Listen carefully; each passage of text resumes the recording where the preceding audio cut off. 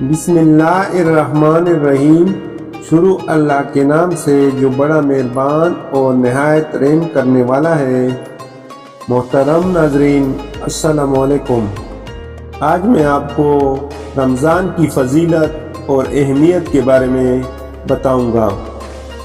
رمضان کا مہینہ تمام مہینوں کا سردار ہے اور اپنے اندر بے بہا رحمتیں اور برکتیں لیے ہوئے ہیں۔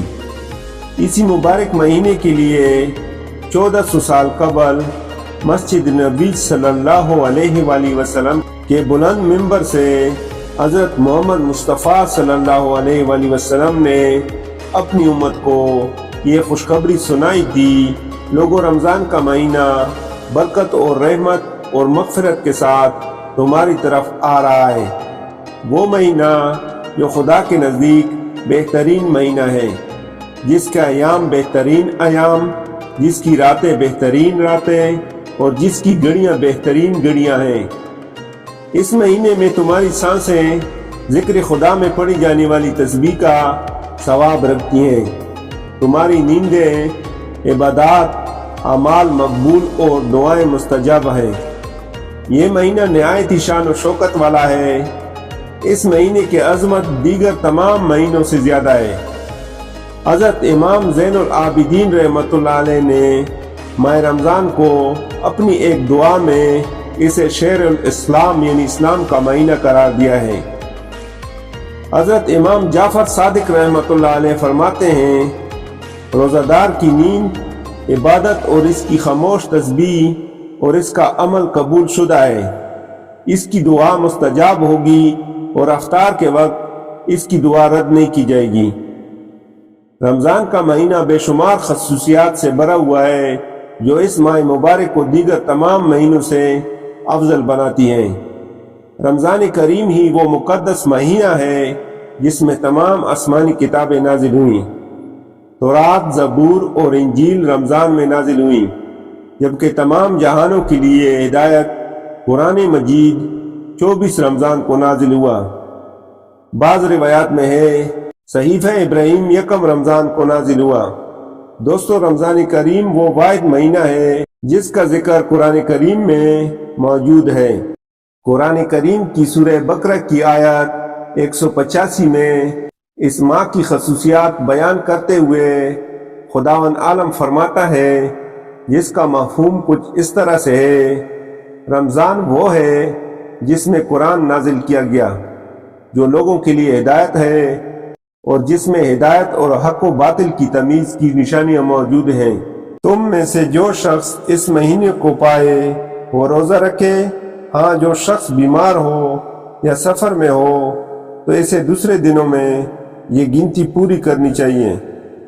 اللہ تعالیٰ تمہارے لیے آسانی چاہتا ہے اور سختی نہیں چاہتا۔ تم روزوں کی تکمیل کرو اور اللہ تعالیٰ کی دی ہوئی ہدایت پر اس کی بزرگی بیان کرو، شاید تم شکر گزار ہو جاؤ۔ اس طرح رمضان المبارک کی ایک اور فضیلت طاق راتیں ہیں۔ آخری عشرے کی 21ویں، 23ویں، 25ویں، 27ویں اور 29ویں رات کو طاق راتیں کہا جاتا ہے۔ حضرت عبادہ بن صامت رضی اللہ تعالیٰ عنہ بیان کرتے ہیں کہ انہوں نے حضور نبی اکرم صلی اللہ علیہ وآلہ وسلم سے لیلۃ القدر کے متعلق سوال کیا تو آپ صلی اللہ علیہ وآلہ وسلم نے فرمایا، وہ رمضان میں ہے سو تم اسے آخری عشرے میں تلاش کرو، اور مزید فرمایا لیلۃ القدر 21ویں، 23ویں، 25ویں، 27ویں یا 29ویں طاق راتوں میں ہے۔ جس شخص نے لیلۃ القدر میں حالت ایمان اور طلب ثواب کے ساتھ قیام کیا، پھر اسے ساری رات کی توفیق دی گئی تو اس کے اگلے اور پچھلے تمام گناہ بخش دیے جاتے ہیں۔ ایک دوسری روایت میں حضرت ابو ہریرہ رضی اللہ تعالیٰ عنہ بیان کرتے ہیں کہ رسول اللہ صلی اللہ علیہ وآلہ وسلم نے فرمایا، جس نے بھی لیلۃ القدر کی رات ایمان اور اجر و ثواب کی نیت سے قیام کیا، اس کے اگلے پچھلے سارے گناہ معاف کر دیے جاتے ہیں۔ رمضان کی ایک اور فضیلت اعتکاف ہے۔ اعتکاف عرب زبان کا لفظ ہے جس کے معنی ٹھہر جانے اور خود کو روک لینے کے ہیں۔ اسلامی اصطلاح میں اعتکاف رمضان المبارک کے آخری عشرے میں عبادت کی غرض سے مسجد میں ٹھہرے رہنے کو کہتے ہیں۔ حضرت عبداللہ بن عباس رضی اللہ تعالیٰ عنہ سے ایک اور حدیث مروی ہے کہ حضور نبی کریم صلی اللہ علیہ وآلہ وسلم نے ارشاد فرمایا، جو شخص اللہ کی رضا کے لیے ایک دن اعتکاف کرتا ہے، اللہ تبارک و تعالیٰ اس کے اور دوزخ کے درمیان 3 خندقوں کا فاصلہ کر دیتا ہے۔ ہر خندق مشرق سے مغرب کے درمیانی فاصلے سے زیادہ لمبی ہے۔ روزہ ایک ایسی عبادت ہے جو دکھاوے یا نمائش کے لیے نہیں کی جا سکتی، چنانچہ یہ خالص عبادت ہوتی ہے، لہذا اس کا اجر و ثواب بھی زیادہ ہے۔ حضرت علی ابن ابی طالب رضی اللہ تعالیٰ عنہ نے فرمایا، روزہ خدا اور انسان کے درمیان ایک ایسی عبادت ہے جس سے خدا کے سوا کوئی آگاہ نہیں ہوتا، لہذا خدا کے علاوہ کوئی اور اس کا اجر ادا نہیں کر سکتا۔ بیان کیا جاتا ہے کہ حضرت موسیٰ کلیم اللہ نے اپنی مناجات کے دوران برگاہ خداوندی میں یہ سوال کیا، خدایا تیری نگاہ میں کیا کوئی اور بھی میری طرح محترم اور مکرم ہے؟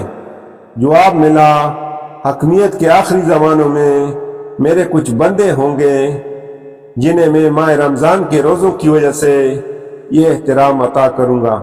سبحان اللہ، اللہ تعالیٰ ہم سب کو رمضان کے روزے رکھنے کی توفیق عطا فرمائے اور اللہ پاک ہم سب کو بھی یہ احترام عطا فرمائے اور برے اعمال سے بچنے کی توفیق عطا فرمائے۔